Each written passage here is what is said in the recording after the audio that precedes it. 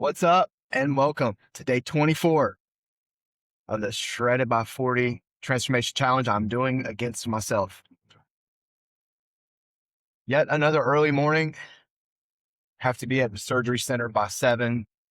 So I got up at 4:30 this morning so I could go hit the YMCA. And man, that place was packed this morning. Like there's just, the YMCA has terrible hours. That's like my one point of contention with the Y. Like on Sunday, I think they're open from 1 to 6 p.m. Thanks for this 5-hour window we got. I'll show you. So they open at 5 this morning. There's like 25 people standing out line.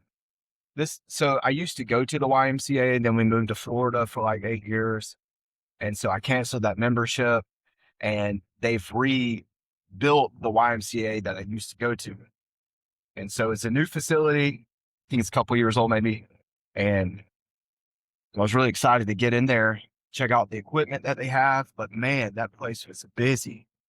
Kind of hard to video and film my exercises. Everybody's like looking at me. I don't care, whatever. I'm in there for me.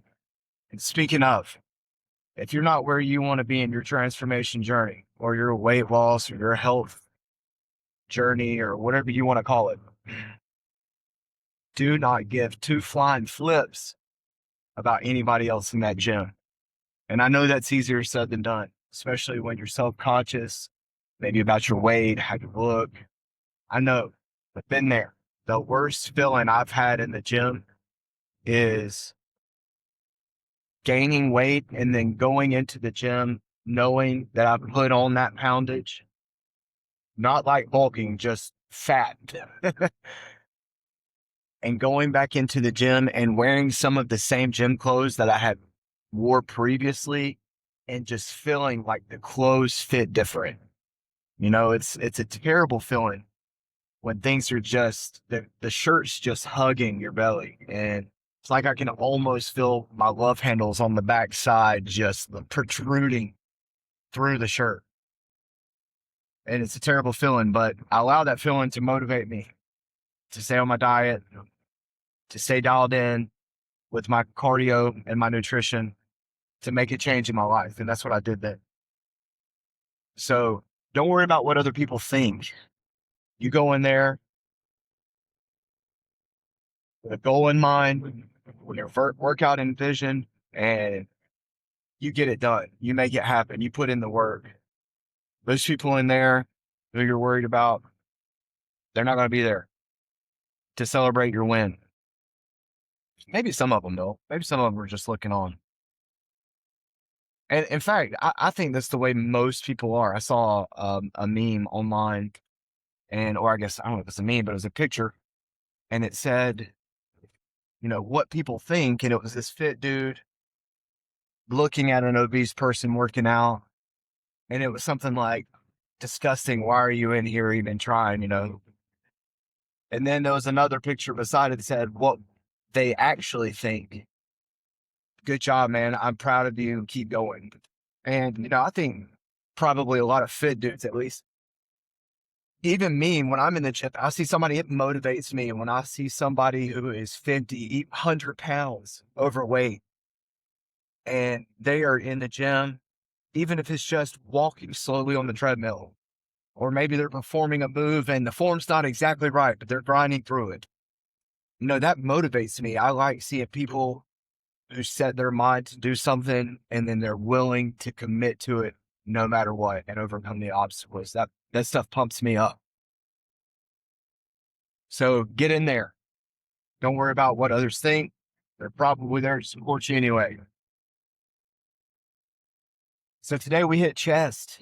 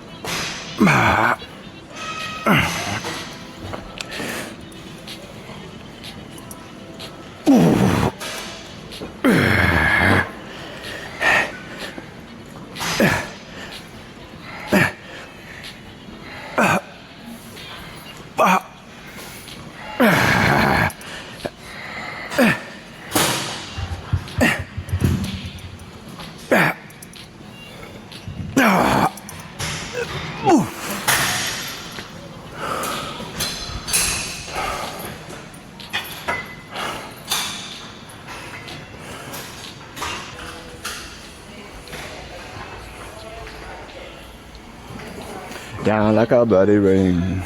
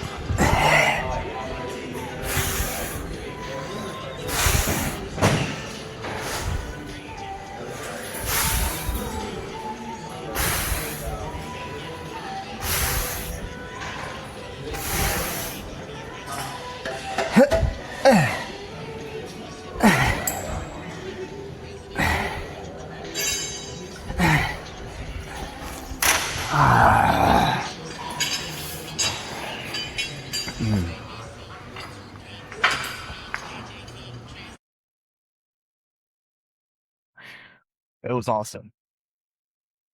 They have a matrix plate loaded incline machine. So I hit that. Then I went over to flat bench. Then they have a vertical chest press plated machine, which was really cool.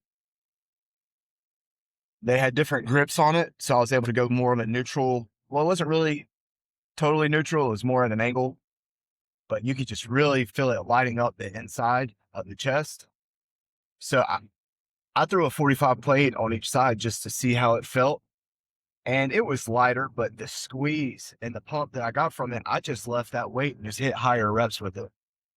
But some of the other chest moves, if you noticed in the video that I'm going to throw up here next, is that if I hit the lower end of the rep range, I didn't really change it. I pushed that 10 to 12 reps that I could. And then on my final set, my fourth set of the exercise, I just quickly did a drop set. So no rest, reduce the weight 30% or so roughly, and then, or even up to 50%, and then just pump them out and go to failure. And then finally at the end, abs. So I've always heard, be careful doing weighted abs. You don't want to get bulky, especially with your sides, with your obliques.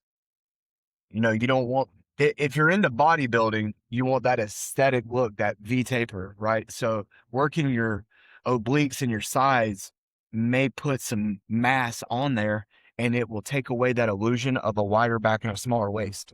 Now, if you're doing this for athletic purposes or you're strongman or whatever, and you need that stability of the core, that extra weight and that extra strength in the sides of your abdomen, then, by all means do that. Or if you just want to look like a freaking cylinder break, pound them out.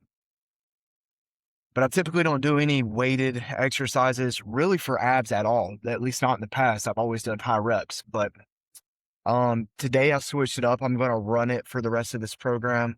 I'm going to do some rope cable crunches, and I'm going to see how that will help develop my overall abdomen. And then that was it. Didn't get my cardio in. I'm going to take care of that this afternoon, just because I already woke up at 4:30. So I don't want to have to get up earlier just for the sake of doing cardio.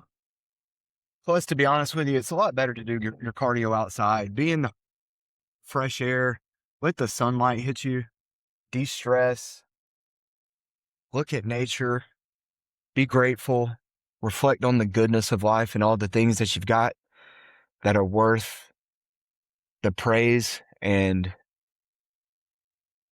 clear out all the stress and all the things that are weighing you down. It's a great opportunity to get outside and then de-stress while you're getting your cardio in. So I'll probably do that same lap that I did yesterday with the wife if she's, if the schedule works. I don't know where she's running around, maybe with the kids tonight. I think they have gymnastics Tuesdays. I don't know.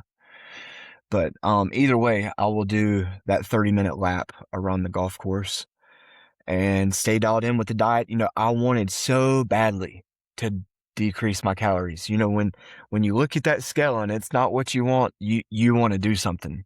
And that kind of goes into what I was talking about yesterday with the mistakes I made the first time around. And you just really want to push everything so hard. You're so pumped up at the beginning and motivated and energetic. And then you do too much. And then when you plateau, it's hard to up that again and do something different to get a different stimulus to continue the fat burning process. So as bad as I wanted to drop calories, I said, I'm going to just stay at 2350 this week. So, the beginning of week 4 here, I actually weighed a pound heavier than I did at last week's weigh-in. So I'm like, what's going on? But, in my mind, that's the initial reaction. I'm like, it's fine. Stick to the program. I know I had that one day where I had some of the wife's bread. I overate my calories. It was a lot of carbs. Let's just let the body adjust, give it some time. And then we'll reevaluate at the end of week 4 and do something different if we need to. But this morning, jumped on the scale, 214.2. 3 days ago, I was 217. So I wasn't worried about it because every day I'm snapping pictures in the mirror, or I'm taking a quick little video just so I can see what's going on, and I see the body changing. It's like I can feel my abdomen starting to suck in some. If you've been chunky before, you and lost weight, you understand what I'm saying. It's like you can just feel it leaning up, and then below my abdomen there's just some veins that are more visible than they were before. I had maybe one on one side of my pelvic bone there, but now, and then there was two, and now there's like four starting to peek through. Peekaboo, starting to show up. So I know I'm leaning out and going the right way. So we're going to stick with the calories. We're just going to make sure we adhere to that diet, and we're going to count every calorie that goes into the body. I think that's one big mistake people make, is they will be cooking dinner, and maybe you're cooking different for your family. And you're whipping up some spaghetti or chicken for them, and it just smells good, and you might take a little bite, just a little taste test to make sure it tastes right. And then you've eaten a half of a piece of chicken, and that's 150, 200 calories that's putting you over, and it's not really that significant one time, but if you do that over and over, it really does add up. So I've got to shut up. I'm at the surgery center. We got to do a bunch of eyeballs today. I got to sedate some patients so they can tolerate getting their lens blended up and sucked out of their eyeball so an artificial one can be put in. Fun times. And